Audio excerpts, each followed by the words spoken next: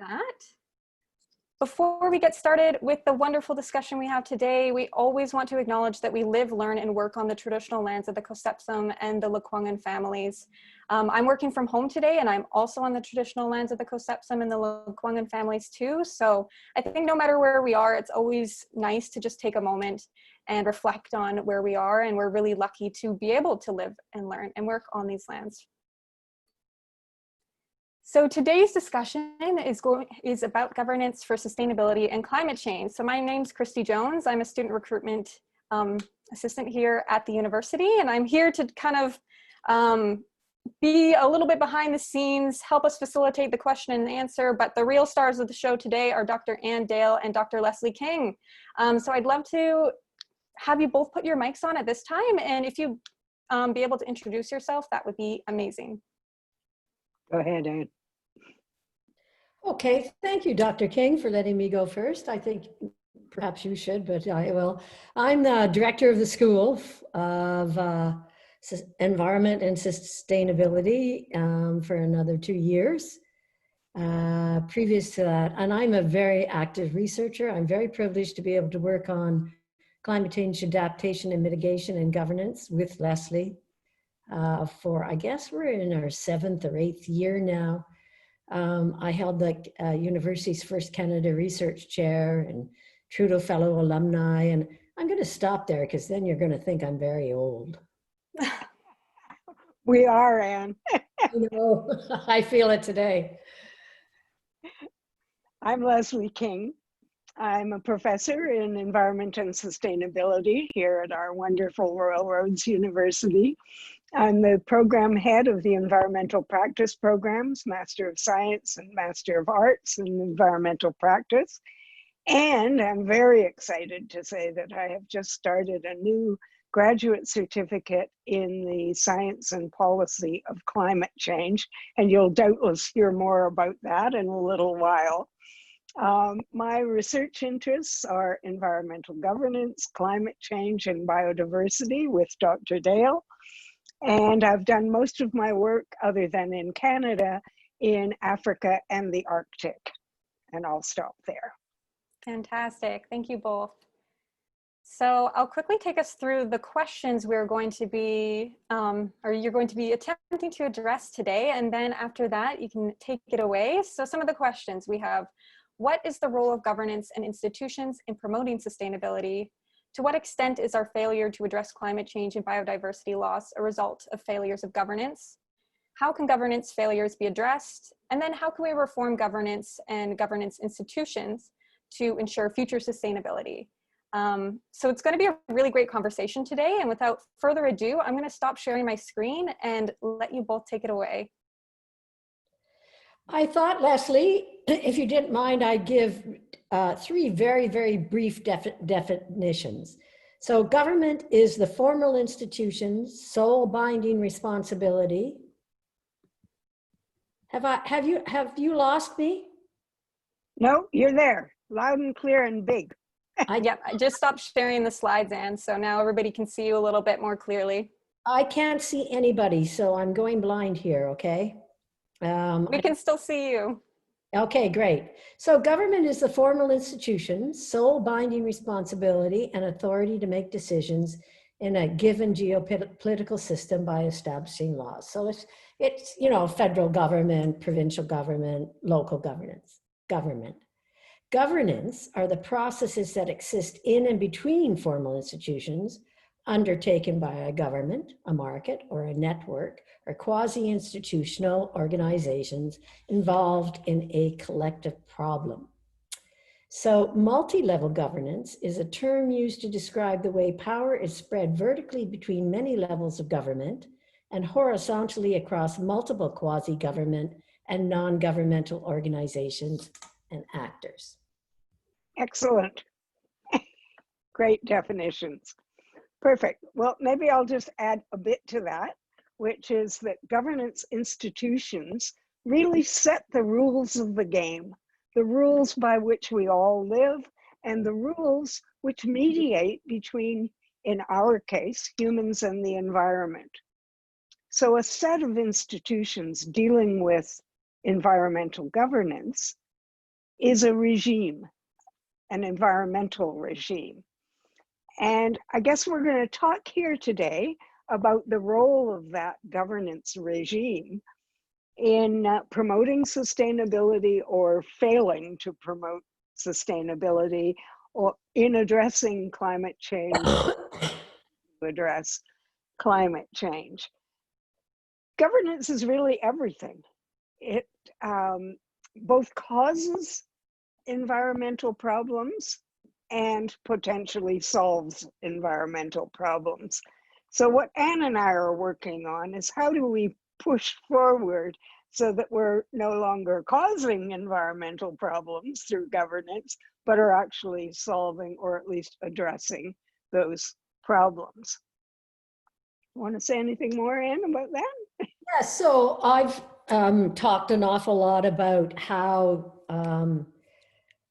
solitudes, which we define as, you know, east versus west, never the twain shall meet, silos, which are the separations between departments, and stovepipes. So stovepipes could be described as the different disciplinary structures. So you take a super wicked problem, right, Leslie, like biodiversity loss or climate change, or I like what IPCC is calling it now, climate pollution. And you need all of the, you can't have those artificial separations. You need all of those entities working together with unprecedented collaboration. But I don't know, how much hope do you have, Leslie, about that? Not a lot. We have these stovepipe disciplinary territorial distinctions that government and governance, oh, by the way, governance is more than government.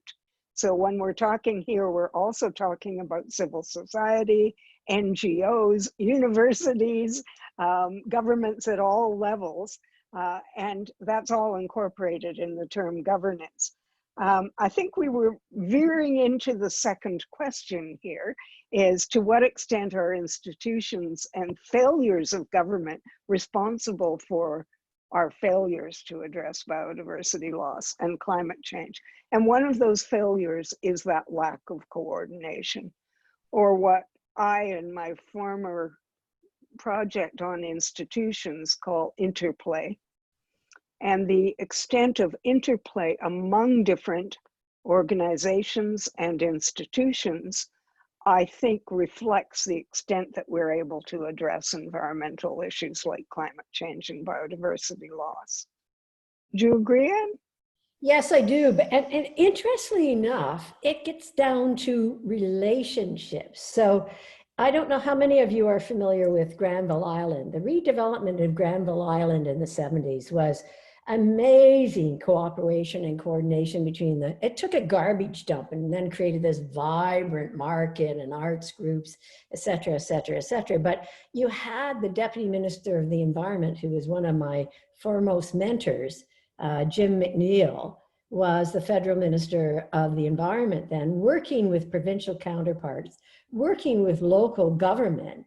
And they just had this magical kind of collaboration that resulted in one of our best tourism areas in BC, Granville Island. Plus, it's a magical place to go.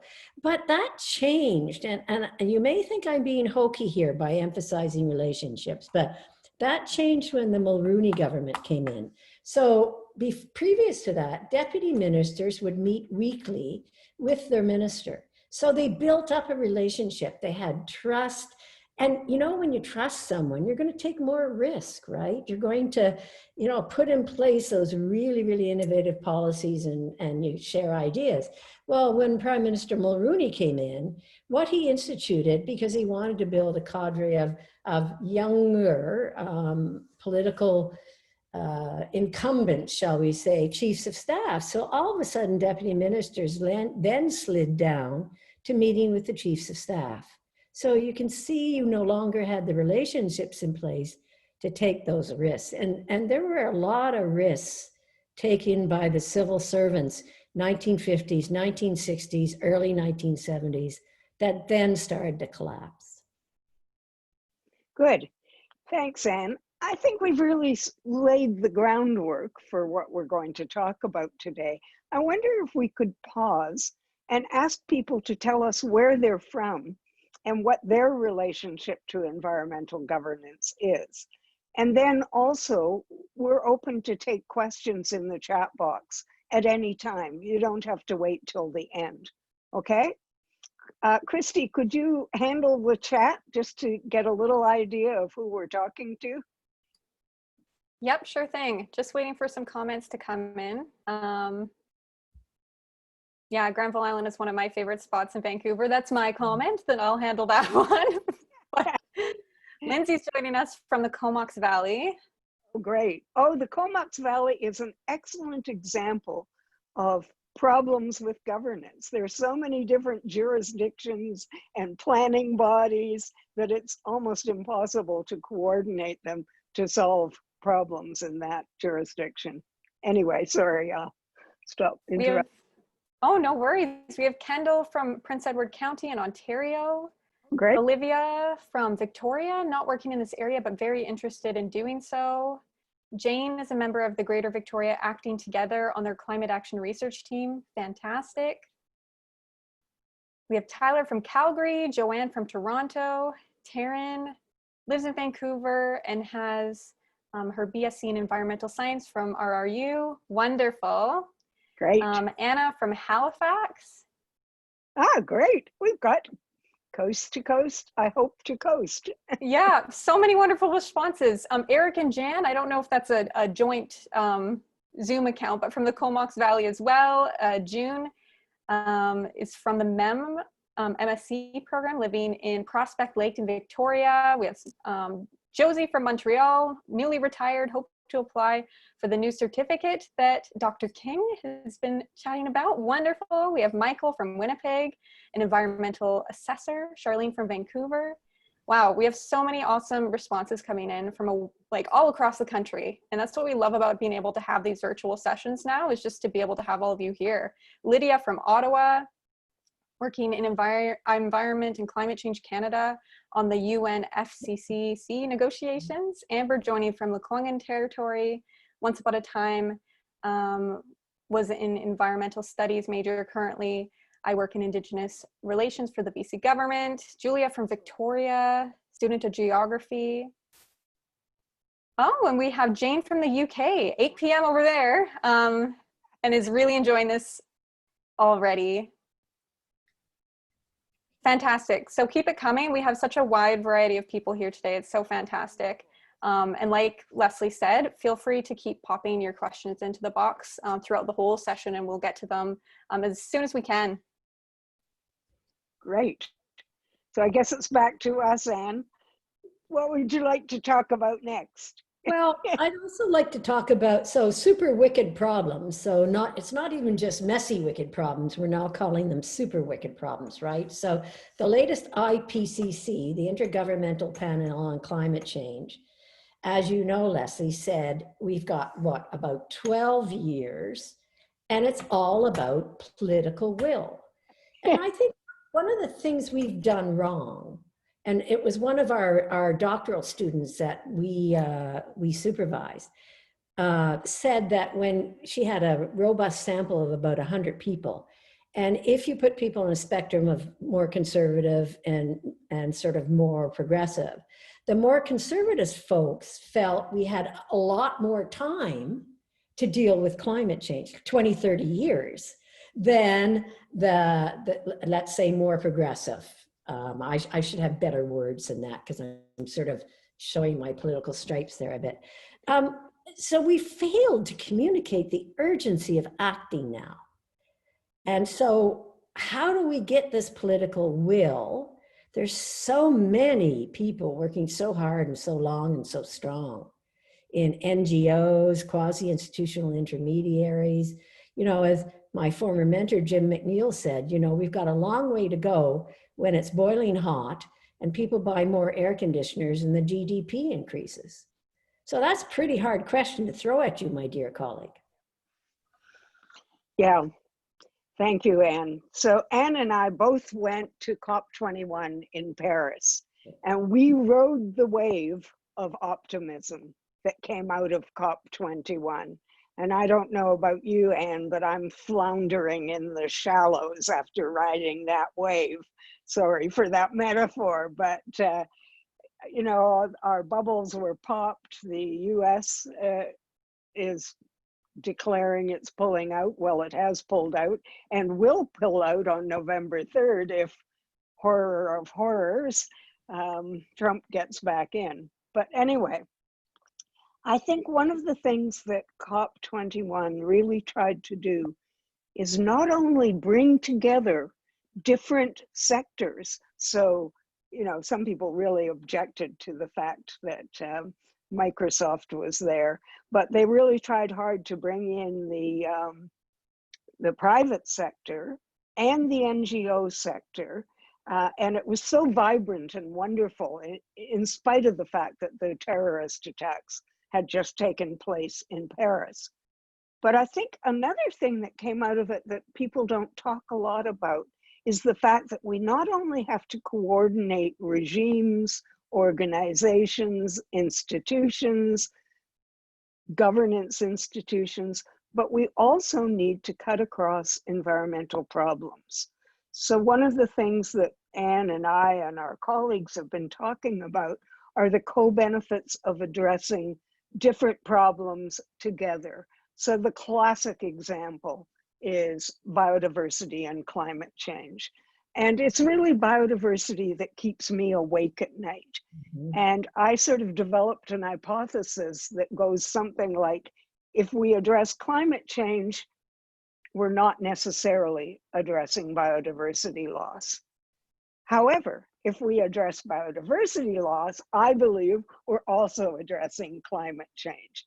But it's not just a case of biodiversity and climate change, it's food, agriculture, health.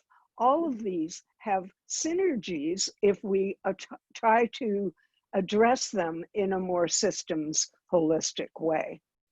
That's your field, Anne. Yes, but you know, I have hope. And this is really, really interesting. I have more hope than I've had since we left COP, Leslie. And sorry, I went in that trough in the water there for a while. And I think that's got to do with Greta Thunberg and the climate strikers, because the politicians have finally gotten the message that there is now a major constituency for social change out there, and Extinction Rebellion, of course, with biodiversity. And these guys are going to be voting in 2 or 3 years. So it's interesting, though. I read a fascinating analysis, and I hope I'm not digressing too much, dear colleague, that the difference between, and I was part of some of the fighting for change in the 1960s, so don't try and guess how old I am. And it was an analysis between the 1960s social movement and the climate strikers. And it said that our movement was a cultural movement. We were fighting culturally for autonomy, whatever, but the climate strikers is a political movement. That's so very interesting. It's fascinating to see what happens in the next 2 or 3 years. But have we, as you mentioned, systems? We're part of a system now where human beings are so dominant on the planet as a species that natural systems used to co-evolve separately from human systems. We are now co-evolving together. Yeah. So this increases the urgency of acting. And then we also have to, what I'm arguing now, is that we have to vote, no matter what party, for those politicians who are exercising climate and biodiversity leadership, and make sure we get it up on top of the political agenda. I agree. I'm not sure I would agree entirely with the cultural versus political. I think we're still undergoing a huge cultural struggle. And the divisiveness in the US, I think, is a prime example of that. And I think also that our struggle was very political, because if you remember, part of our struggle was participation, the active involvement of the people who are impacted by decisions in those decisions. And I think, you know, we tend to forget that now because this is old hat to us. but I think it was a very big advance of the struggles of the 60s that was political. I believe it was also cultural. Have you read What's the Matter with Kansas? No, what's that? Well, that strikes at the very heart of the cultural war that's happening in the US and to some extent in other countries as well.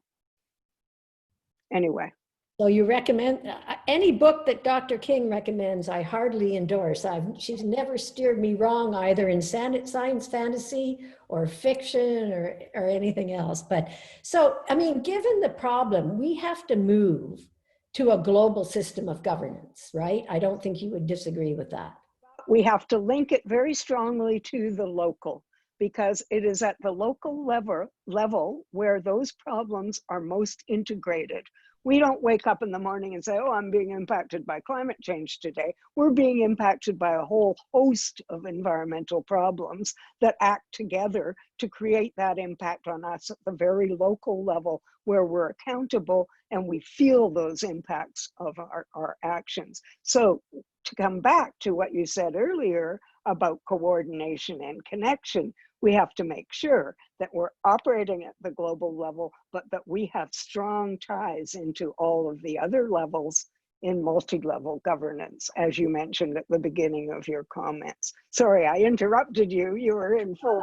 No. So, I mean, I totally concur, as you know, because one of the findings of our long-term climate change research is you've got to have congruent municipal, provincial, and federal policies. You can't have one policy working against another, and you can't have solitude, silos, and stovepipes. So you've got to somehow or other have a cohesive constituency for making the changes that are necessary. But it demands leadership. All of our research at every level talks about the need for bold, innovative leadership and somebody making a difference. So I want to highlight, and I just blogged on it this morning. It's not because I blogged on it. There's a task force on a resilient economy, for moving towards a resilient economy. And Leslie, it has, as you know, a number of our very, very learned colleagues in energy and sustainability that's on that task force. So they've come up with 5 big, bold steps that we need to move to a green economy. Now, one of the co-benefits, and a co-benefit is often unplanned and unanticipated, and part of our research has been tracking those co-benefits, because once you track the co-benefits, then you can show decision makers that you've got a win-win, and you've got greater economies of scale by moving forward.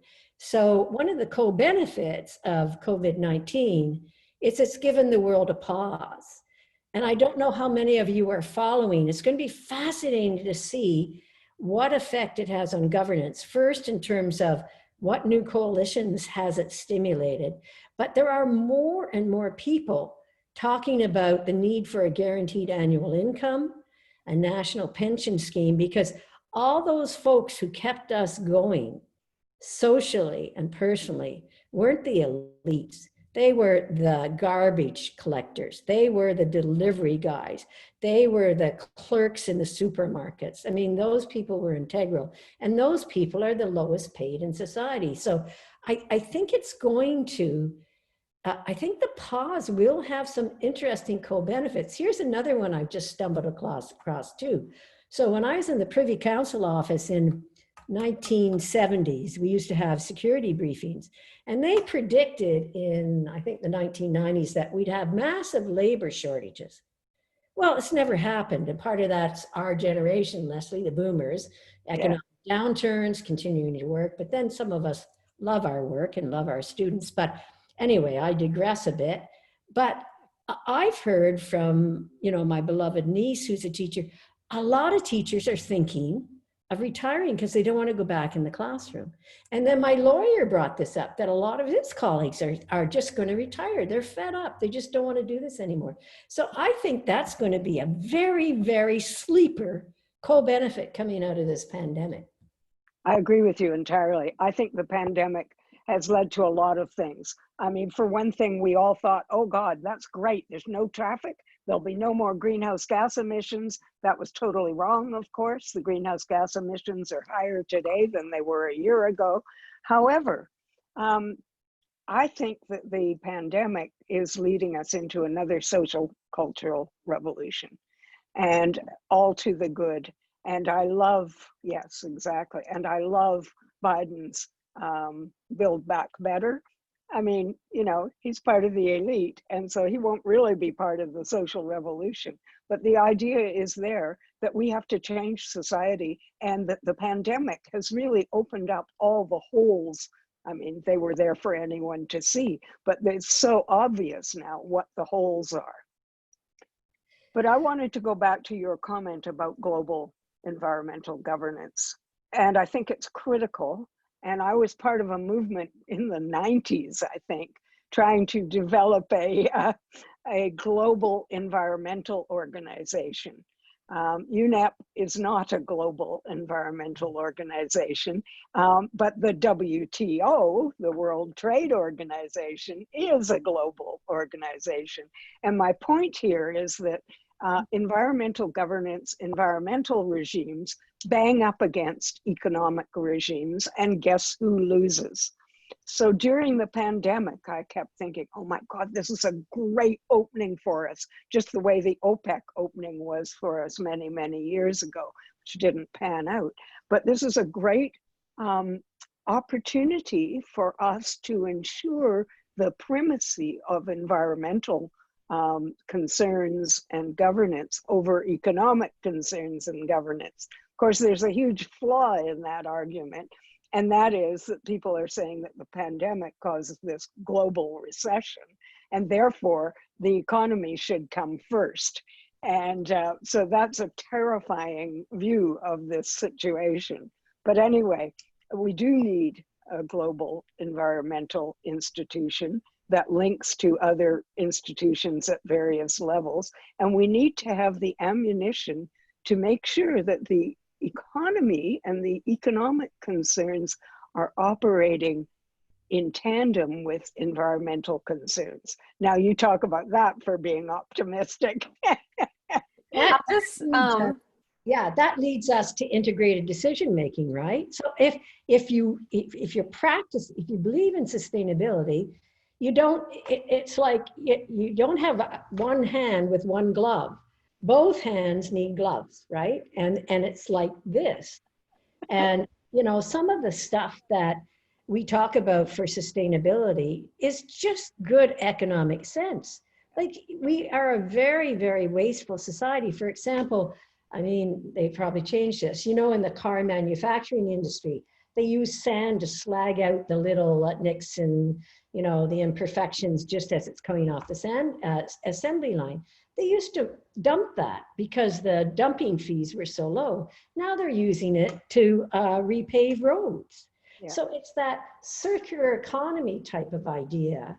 And it's going to be fascinating because we've got a speech from the throne coming shortly to see, like, there's so many little paradoxes here, right? Because there's been an anti-elite movement and anti-science. You can't trust the scientists. Well, the scientists are being listened to about health. So if you're listening, governments, to the scientists about health, let's start listening to your scientists about climate change and biodiversity, right? I mean, we can make that argument. Right. Along with Dr. Bonnie, we should be having the environmental folks addressing us every night. Okay, that's great. You know, you're all getting the idea that Anne and I could talk about this forever, and we do a lot. So what I'd like to do is, Christy, are we getting questions in the chat or comments in the chat? We are. Yeah, I'll just jump in. So we had a comment from Ray, one of the principles of government's legitimacy and voice, which involves who has the voice in decision-making as one of the principles. And he also said, let me just scroll up, it is important to unpack the term governance, especially as it relates to sustainability and climate change and broader stakeholder base. So I think that's what you did right at the start there. We have a question from Sonia. how do you both see global environmental governments evolving if a country like the US continues to actively work against any cooperative efforts? Over to you, Dr. King. Sure, I'll take that. We're going to defeat that view on November 3rd for once and for all. Although I must say I'm a little scared about what's going to happen. But I think that the forces against Trump will ensure that environment and climate change will get back onto the agenda. But that's just one country. But I actually believe that this will be a shot in the arm for global climate governance. I could be wrong, and you can call me up on November 4th and tell me how wrong I was. But I don't think I am. And I think in spite of global national intransigence on climate change, we've had an increasing local and regional response to climate change, which has really better prepared us for moving climate institutions forward. And I'm sure you'll agree with that, Anne. Maybe not. No, I do. And here again, you've got to search for the co-benefits or the nuggets of gold. Trump has done something positive. He has been such a bleak that he has actually mobilized civil society. He's re-energized feminists. He's energized many other sectors. But I'm going to move to the future. If a country doesn't, and we all have cycles of boom and bust. So the United States was seen as the dominant hegemonic power. If they do not adopt sustainability, they are going to become a third world country. The world is moving, the European Union is moving towards energy efficiency, transformative changes in their current development paths. And that's where the economic stimulus is going to come from. And you won't have that kind of innovation if you keep trying to adhere to the same old. Oh, we've got to revive coal. Oh, we've got to revive this. No, there's a massive new world out there, right, Leslie? Yes. And you won't find it if you don't open the door. That's right. Good. Excellent. Sorry, Christy, we interrupted you in full bore there. What else? No, this is Q&A time. That was perfect. I think you answered that question wonderfully. And then we have another one here. So what is an example of a leading country that has the best governance for climate change to look at as a leader? What are your personal beliefs, like pros and cons, about how we can adapt some of their actions here and gain inspiration from them? It's very hard to say, but of course I work a lot in the Nordic countries, and I am very fond of the Nordic countries, but I also work in the Arctic with the Arctic Council, which has a totally new and different mode of governance. And of course, the Arctic peoples are deeply concerned with climate change. And so they have managed to orient all their governance institutions to climate and livelihood and biodiversity issues. They don't have a bicameral system, and so they seek agreement, and they have moved forward on this. Now, you might say they're without power, but the Nordic countries are certainly with power and with moral suasion. And they are excellent examples. And Anne talked about European energy, city design, et cetera, and the Nordic countries are way ahead of us in that regard. Anne, do you have something to add to?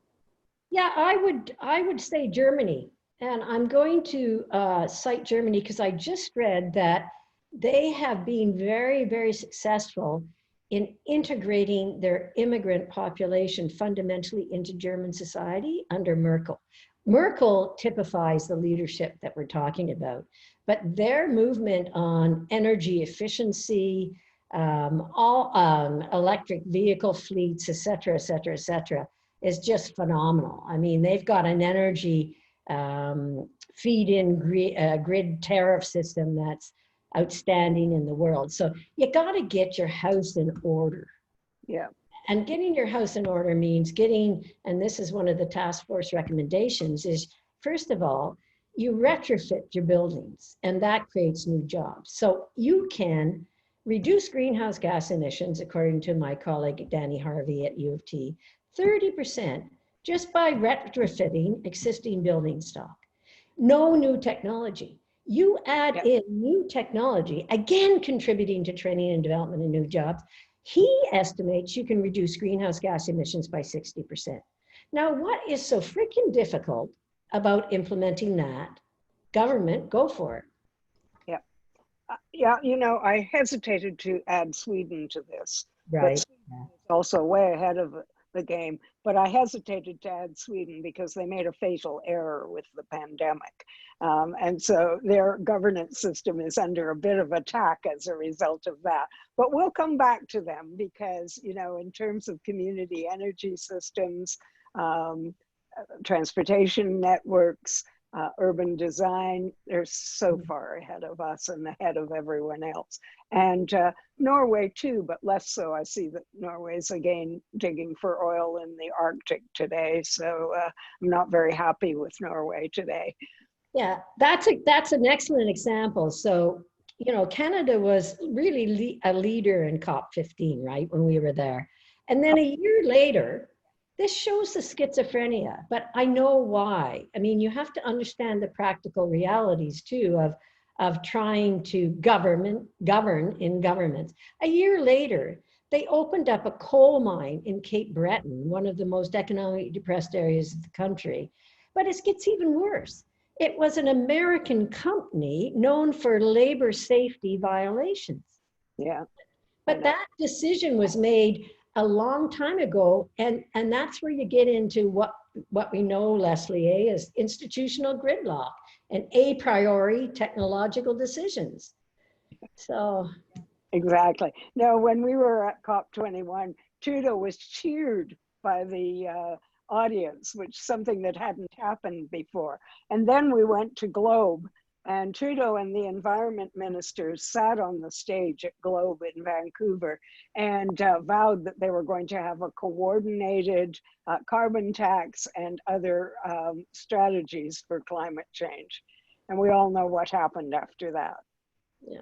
And you see, that's part of our research. Like the other thing is we've got but economists are now, there's emerging consensus happening among civil society groups and professional associations. So The Economist, for example, has been arguing for the last 3 years for the elimination of all oil and gas subsidies. And now there's a real consensus among economists that fundamentally has to happen. That's a major change that needs to happen. It's a real misconception that economists are not on our side, because economists hate subsidies. They interfere with the market. They love incentives like the carbon tax. And so, you know, we've been reading The Economist for a long time about environmental solutions that use the market rather than flying in the face of the market. I mean, I don't normally defend economists, but here I am, being one myself.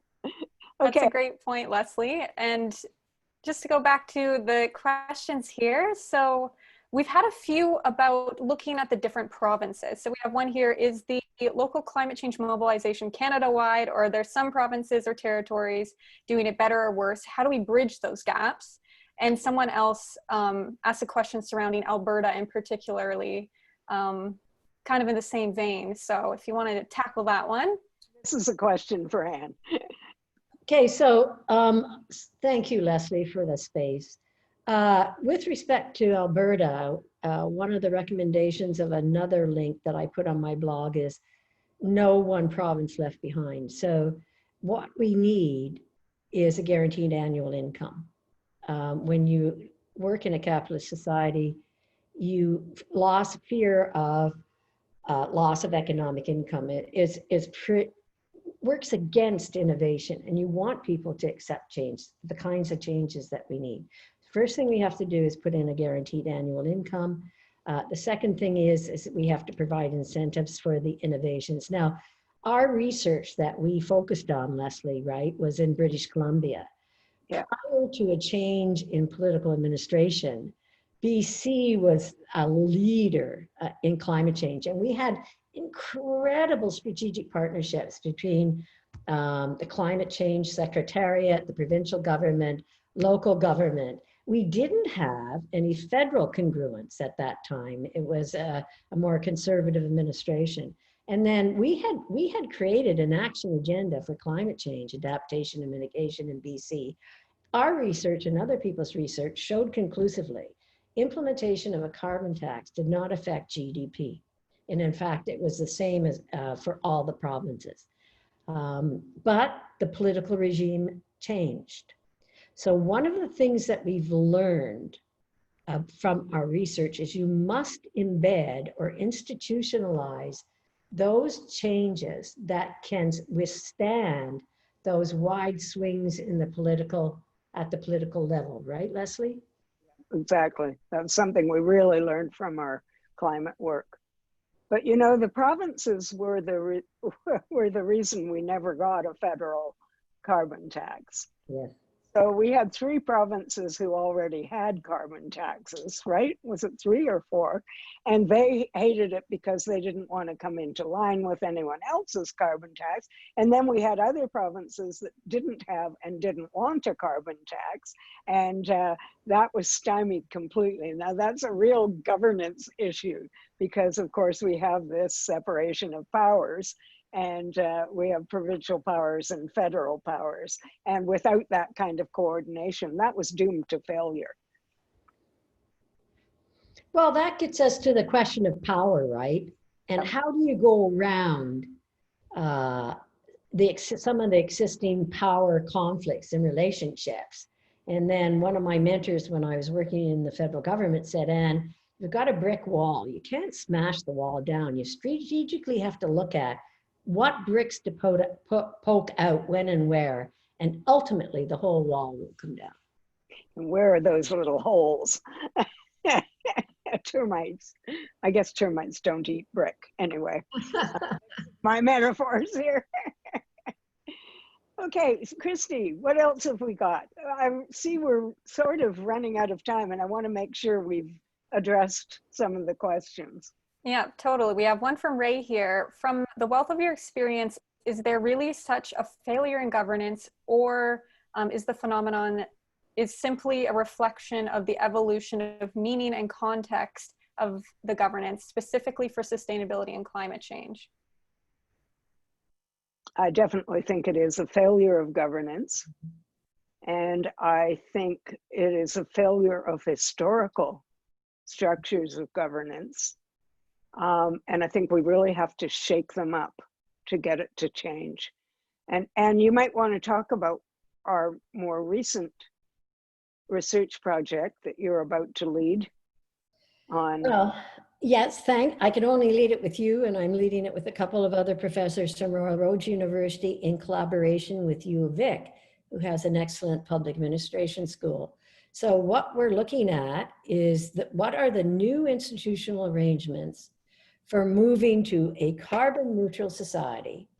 And we're doing 2 time points now, 2030, which I think is doable and feasible, and we should be doing it by 2030, or 2050 for those of us who don't think it's as urgent or whatever, and we're developing scenarios. So what we want to see is what are the actual multi-level governance models for Canada.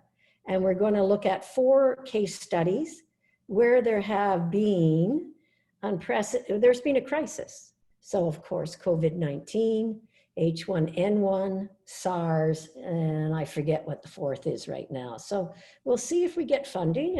It'll be interesting and difficult. You know, I think one of the things that gives me hope is there are little pockets of governance innovation. Yes. So my postdoc at the moment is looking at IPCAs, Indigenous Protected and Conserved Areas, that are led by Indigenous people. And we haven't talked a lot about examples from Indigenous communities, but Indigenous communities are well known for governance ancient governance models that are different from ours.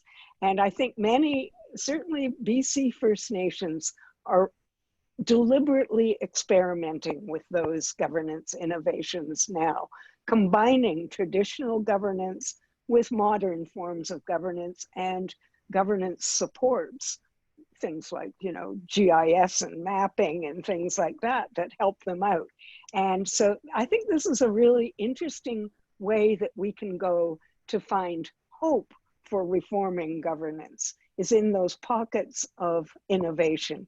And we did that with the climate work, Anne. And I think we can do that with the institutional work as well. Right. And I'd just like to add that one of the things that we've addressed in our action, we've got 5 different policy action agendas that we've developed, is we have to fundamentally reconcile with First Nations, Métis, and Inuit. But for me, we have to broaden that conversation, because it's not about just reconciliation in terms of one nation to another.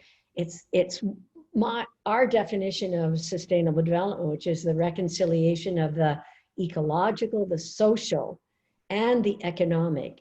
And one of the ways through that might be reconciling our relationship to the land. So I just want to, there's this wonderful initiative led by one of our colleagues, Leslie Wright, Harvey Law. It's called Nature Needs Half.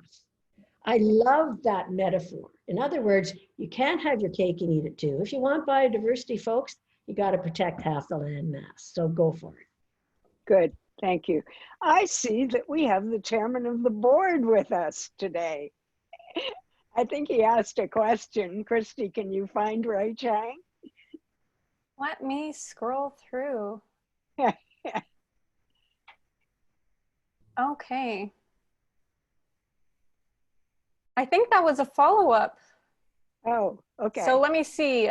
Those are some great points, Dr. Dale and Dr. King. It is relevant, though, to view BC or Canada in the context of global climate change challenge of the global. For instance, what happens to the tiny island in Micronesia called Nauru? I don't know if I pronounced that right. And the impact of massive phosphate rock mining to the country. What are your thoughts on this? Yeah. So thank you, Ray. That's a very good question, because one of the things I've been concerned about is the small island states that have come together with the Inuit to protest climate change and the impact on their lives. When Anne and I were in Paris for COP21, the Marshall Islands gave a presentation that said that they were going to be below water, you know, in 10 years. And so I think when we're talking about global, we often talk about the global superpowers, and we forget that they lead, you know, whether it's phosphate mining, and I'm concerned with that on the whale population in Iceland, or whether it's the impact of climate change on small island states. But Ray, perhaps you can tell us a bit about the phosphate mining issue, if you're still there. Yeah, I'll just, I'll watch the chat to see if he has a little bit more details on that. And yeah, sorry, go ahead, Leslie. No, I just wanted Anne to have a chance to say something about that. No, well, I don't have anything to add, Leslie, thank you. Okay, yeah. So while we're running out of time and we need to get some of these questions. Yeah, we have about 5 more minutes. So while we wait for that response, we have a question here from Sonia. If there was to be a global environmental organization, what type of structure do you foresee it being based on? The UN doesn't seem to have the teeth when it comes to accountability. So how could this type of organization enforce policies effectively? You know, people talk a lot about teeth and enforcement, but that is a direct consequence of the kinds of structures that we've developed in the past.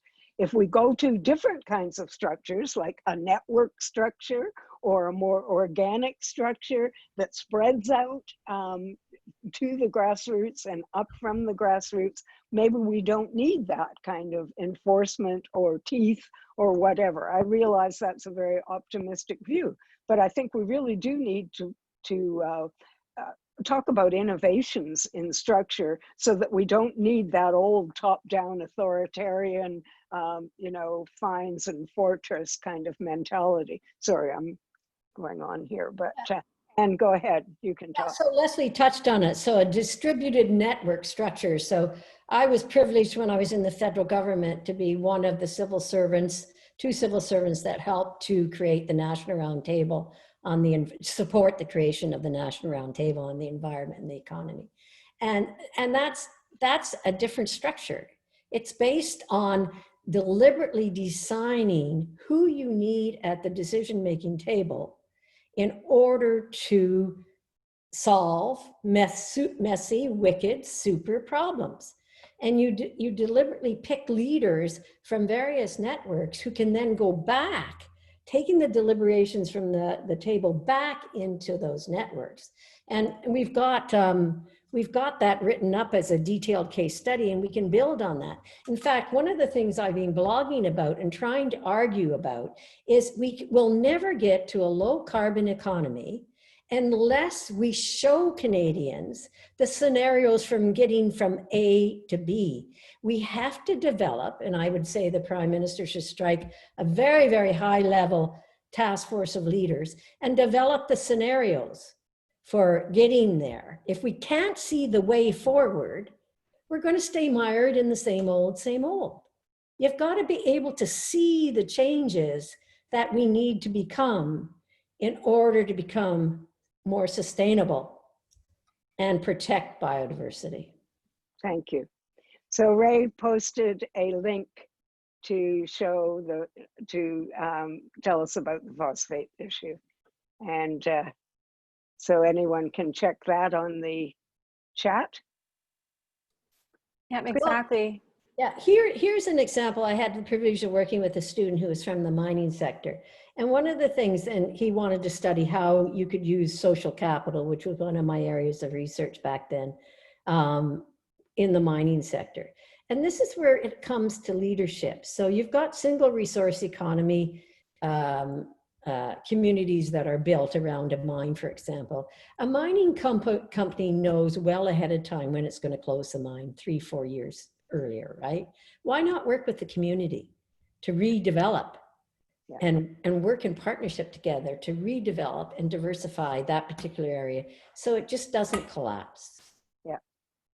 One of my students just did a research paper on white shell laboratories as they're decommissioning it in Manitoba.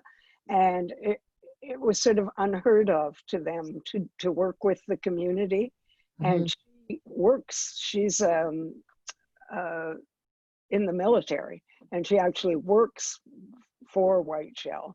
And so she tried to institute a process whereby they involved the community. It was an uphill battle for her, and it was very brave of her to do that, but it was a real innovation for them. Yeah, and it's not just the private sector. It's when we establish parks. They're working now. They've changed somewhat, but they would establish a park, and even in other countries, and not involve the community. Well, it doesn't work. They are so in a community. And if you're going to conserve and preserve and protect spaces, the community must be involved in it. Yep. So Pacific Rim National Park Reserve did some innovations with their First Nations Council, trying to involve them. And it's called a reserve because, of course, the Colloquiat and other First Nations there have territorial rights to the Pac Rim Park. And but the IPCAs are taking that much further, where the First Nations actually have control, and they will work cooperatively with Parks Canada and the federal and provincial governments, but it's basically their structure, their parks, and it's on their territory. And it's the only way we're going to fulfill the biodiversity targets is to involve First Nations in this country. Sorry. So. Yeah. It also is economic development, right? There's the Indigenous Guardianship Program that's just emerged. Yeah. And then you've got, okay, so here's some more good stuff. You've got nature-based solutions. I mean, this isn't rocket science, folks. So we're going to rebuild with green infrastructure. So nature-based solutions means simply bringing the natural processes back. So flooding, for example. You don't try to dam it. You don't try to concrete it. You bring back the natural swales and berms and everything else. Green infrastructure. It may cost a little more to put it back, but it's far less money to sustain it in the long run. There's all sorts of innovations happening. So that's when we get back to political will. The U.S. Army Corps of Engineers motto is nature to be commanded. Oh, Amazing. So we need to turn that on its head. Humanity to be commanded along natural lines. So we've really ranged far today. No, yeah, that's amazing. I think you've covered so much ground, and we have some more questions in here. Unfortunately, I don't think we're going to have time within the session to answer them all, but thank you all so much for popping those in. You know, Christy, we should put up our contact information. Do you have it in the slides? Could we go back to the slideshow? Because all our programs in the School of Environment and Sustainability deal with these governance issues. Right. And in fact, MEM has been revising the program to deal more specifically with those issues. That's the Masters in Environment and Management. This is my graduate certificate that will be starting in January 2021. And we have a list, I think, of all the programs in the school. Yeah, absolutely. So we're very excited about this new certificate being launched very soon. So if you are interested in that, the key dates coming up, we have our application deadline of October 4th for a January 2021 start date. And we have a whole slate of other programs that really deal with what we've talked today and really infuse that into the curriculum. I don't know if either of you want to speak to that point a little bit more. Well, if I want to, I just want to talk a bit about, we're revising our Masters of Environmental Management program and Leslie's new certificate program. We're harmonizing, can ladder in to provide more options to our students, but we are moving to an integrated science model. So it's integrated sustainability science. We've revised our systems course. We're looking at a reconciliation and social innovation course in the second year. And for example, I'm shamelessly flogging Thomas Homer Dixon, who has opened up the Cascade Institute at Royal Roads and is a systems and chaos expert. But we've got him coming in and offering 2 lectures, one on systems, chaos, and complexity, but the other one then is how does that apply to COVID-19? So this is leading edge discussions, and Leslie's certificate program in science and policy, linking the two is just going to be really fantastic. And the third and final course in that certificate is called Climate Solutions. And in that course, students will be working with organizations, First Nations, levels of government to help them address climate change. It's going to be very exciting. We'll take a team approach. So the teams will be counseling and advising the individual students about their placements. And it's going to be really fun. Thank you. Thanks, Christy. That's great. Yeah, and if you are interested to find out more about these programs, we have an amazing enrollment services department that can answer your questions. And Alana has also popped both Anne and Leslie's emails into the chat box if you do want to follow up with them with anything as well. And with that, we are hitting 1 o'clock exactly.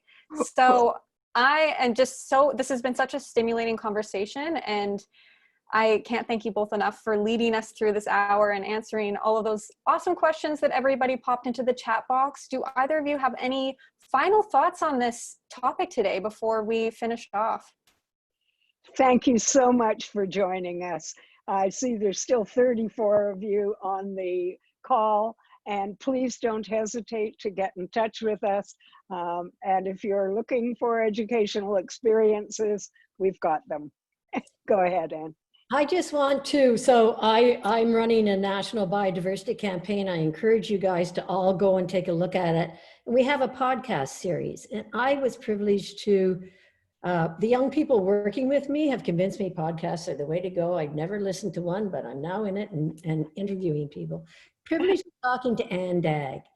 There's a movie about her. She's the woman who loved giraffes. She fell in love with giraffes and had a whole bunch of systemic barriers to her progression. There's been a formal apology from a university for how she was treated. Anyway, at the end, I said, okay, Anne, you're 87 years old. She was the first woman, before the primate guys, before Fosse, before Garuti, to go and study in wildlife in the wild, in situ. So I said, Anne, have you got any advice for us? And she said, follow your dreams, Anne. So follow your dreams. Sorry. Yeah, on that amazing note, thank you so much, everybody, again, for joining us, and continue this conversation in your own circles, for sure. Have a great day, everyone. Thank you. Be well.